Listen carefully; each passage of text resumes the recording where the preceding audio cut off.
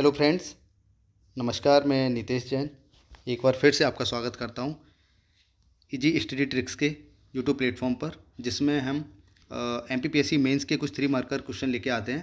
आज मैं इकोनॉमिक्स के ये 4 क्वेश्चन लेके आया हूं जो एमपीपीएससी मेंस में आए हुए हैं। हम डिस्कस करेंगे डायरेक्ट बेनिफिट ट्रांसफ़र डीबीटी, मानव विकास सूचकांक, क्षेत्रीय असंतुलन और मध्य प्रदेश में निम्न औद्योगिकीकरण। सबसे पहला क्वेश्चन मैं उठाता हूँ, डायरेक्ट बेनिफिट ट्रांसफ़र, प्रत्यक्ष लाभ हस्तांतरण। जैसा कि नाम से समझ में आ रहा है, डायरेक्ट बेनिफिट यानी कि सरकार के द्वारा जो भी बेनिफिट दिए जाते हैं लोगों को, वो डायरेक्ट दिए जाएंगे, बीच में बिचौलियों का काम खत्म हो जाएगा। इससे ये ऐसा क्यों किया जाएगा कि कहीं कोई बिचौलिया बीच में इसमें कमीशन खोरी ना करे, बीच में पैसा ना खाएं। इसलिए ऐसा लाभार्थियों के खाते में सीधा पैसा ट्रांसफ़र किया जाता है, जिसमें आधार को बेस बनाया जाता है और आधार के माध्यम से उसके खाते में पैसा भेजा जाता है। इसकी डेफिनेशन हम पढ़ते हैं। मूल रूप से यह योजना उस धन का दुरुपयोग रोकने के लिए है जिससे किसी भी सरकारी योजना के लाभार्थी तक पहुंचने से पहले ही बिचौलिए तथा अन्य भ्रष्टाचारी हड़पने की जरूरत में रहते हैं। प्रत्यक्ष लाभ हस्तांतरण से जुड़ी सबसे बड़ी विशेषता यह है कि इसमें किसी बिचौलिए का कोई काम नहीं है और यह योजना सरकार तथा लाभार्थियों के बीच सीधे चलाई जा रही है। सीधा हस्तांतरण उनके खाते में हो जाता है पैसे का। इस योजना के तहत केंद्र सरकार लाभार्थियों को विभिन्न योजनाओं के अंतर्गत दी जाने वाली सब्सिडी का भुगतान सीधे उनके बैंक खाते में कर देती है। साथ ही लाभार्थियों को भुगतान उनके आधार कार्ड के जरिए किया जा रहा है।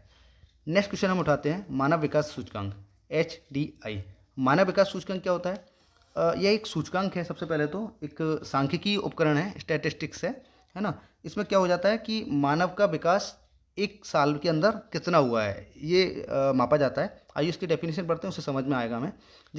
जिसका उपयोग किसी देश की सामाजिक और आर्थिक आयामों में समग्र उपलब्धि को मापने के लिए किया जाता है। 2 आयाम इसमें बनाए गए हैं, सामाजिक और आर्थिक। उसका सामाजिक विकास कितना हुआ और उसका आर्थिक विकास उस साल में कितना हुआ। किसी देश के सामाजिक और आर्थिक आयाम लोगों के स्वास्थ्य, उनकी शिक्षा प्राप्ति के स्तर और उनके जीवन स्तर पर आधारित होते हैं। मानव विकास सूचकांक को मानव विकास सूचकांक के रूप में मापा जाता है ना, HDI के रूप में मापा जाता है। इसे मानव विकास की आधारभूत उपलब्धियों पर निर्धारित एक साधारण सम्मिश्र सूचक के रूप में मापा जाता है। कंपोजिट इंडिकेटर मतलब इंडिकेटर कंपोजिट इंडिकेटर मतलब ये जितने भी इसमें स्वास्थ्य, शिक्षा, आर्थिक, सामाजिक सारी चीज़ें, इनको मिला के पूरा एक मापा जाता है और विभिन्न देशों द्वारा स्वास्थ्य, शिक्षा तथा संसाधनों तक पहुंच के क्षेत्र में की गई उन्नति के आधार पर उन्हें श्रेणी प्रदान करता है। यह श्रेणी 0 से 1 के बीच में आधारित होती है। मतलब जो स्केल होती है वो 0 से लेके 1 के बीच होता है, जो एक देश मानव विकास के महत्वपूर्ण सूचकों में अपने रिकॉर्ड से प्राप्त करता है। मानव विकास सूचकांक UNDP, United Nation Development Programme द्वारा मापा जाता है। HDI में 2022 में भारत का स्थान 132वां रहा है, जो पिछले साल से 2 स्थान नीचे गिर गया है और इसमें प्रथम स्थान स्विट्जरलैंड का है। ये रैंकिंग भी करंट का हमें याद रखना चाहिए। नेक्स्ट क्वेश्चन आता है, क्षेत्रीय असंतुलन।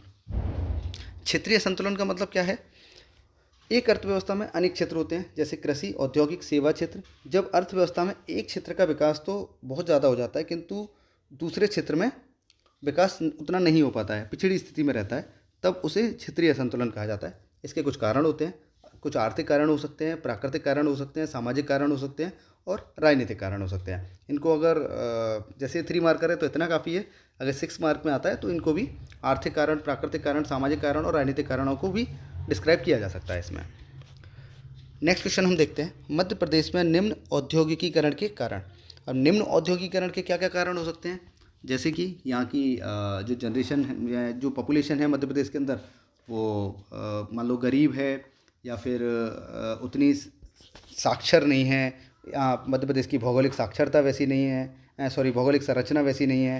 यहाँ की जो सामाजिक स्थिति है वो इतनी संपन्न नहीं है कि औद्योगिकरण उच्च हो जाए, है ना। संसाधनों की कमी है, प्रौद्योगिकी की कमी है ना, पूंजी की अपर्याप्तता है और कुछ ऐसे आर्थिक कारण बन जाते हैं। ऐसे ही इसमें भी पॉइंट बना सकते हैं, राजनीतिक कारण बन सकते हैं, सामाजिक कारण बन सकते हैं, भौगोलिक कारण बन सकते हैं।